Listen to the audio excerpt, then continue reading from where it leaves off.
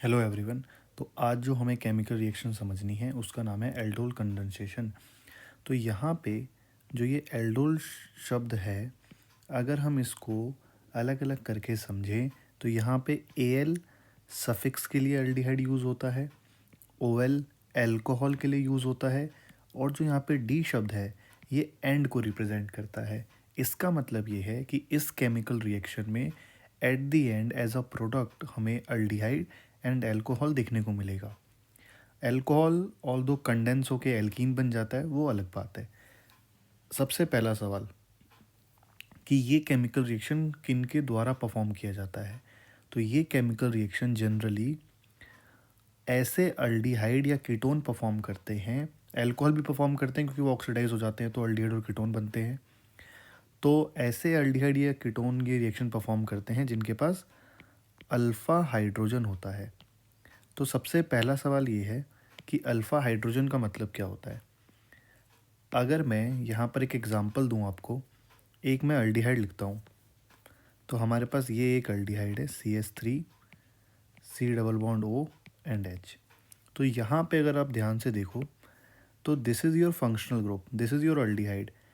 ये वाला जो कार्बन है ये है अल्फ़ा कार्बन, और इस कार्बन के साथ जो हाइड्रोजन लगे हैं ये है अल्फ़ा हाइड्रोजन। तो ये केमिकल रिएक्शन सिर्फ और सिर्फ वही अल्डिहाइड एंड कीटोन परफॉर्म करते हैं जिनके पास अल्फ़ा हाइड्रोजन होगा। जिनके पास अल्फ़ा हाइड्रोजन नहीं होगा वो ये केमिकल रिएक्शन परफॉर्म नहीं करेंगे। जैसे एग्जांपल मैं एक और अल्डिहाइड लिखता हूँ और वो है बेंजल्डिहाइड। बेंजल्डिहाइड में जो अल्फ़ा कार्बन है, this is your alpha carbon, और इस कार्बन के पास कोई भी हाइड्रोजन नहीं है। तो हाइड्रोजन ना होने के कारण वो एल्डोल कंडेंसेशन परफॉर्म नहीं करेगा। तो ये रिएक्शन होती कैसे है। तो अगर हमारे पास कोई अल्डिहाइड या कीटोन है और उसको हमने रिएक्ट कराया एक डाइल्यूट बेस के साथ,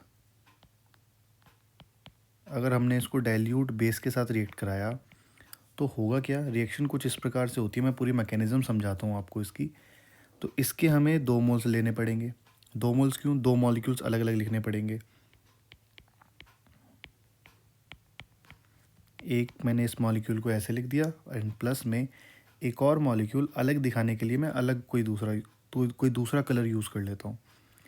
यहाँ पे अल्फ़ा कार्बन के पास 3 हाइड्रोजन थे, एक हाइड्रोजन को मैंने अलग दिखाया है जानबूझ के, क्योंकि यहाँ पे मैकेनिज्म समझानी है मुझे आपको।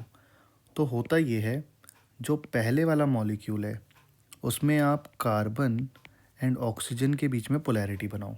हमेशा पहले वाले मॉलिक्यूल में कार्बन ऑक्सीजन में आप पोलैरिटी बना देना।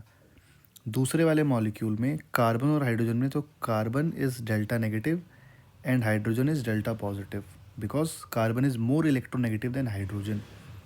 अब सिंपल सा आपको काम ये करना है कि जो पॉजिटिव वाली चीज़ है, ये पॉजिटिव वाली चीज़ ये जाएगी नेगेटिव के पास, और ये नेगेटिव वाली चीज़ जाएगी पॉजिटिव के पास। तो इसको हम ऐड करा देते हैं। हमेशा पहले इस वाले मॉलिक्यूल को लिखना है जिसमें आपने पोलैरिटी क्रिएट करी है कार्बन और ऑक्सीजन के बीच में। तो वो मैं आपको लिख के दिखाता हूँ यहाँ पे।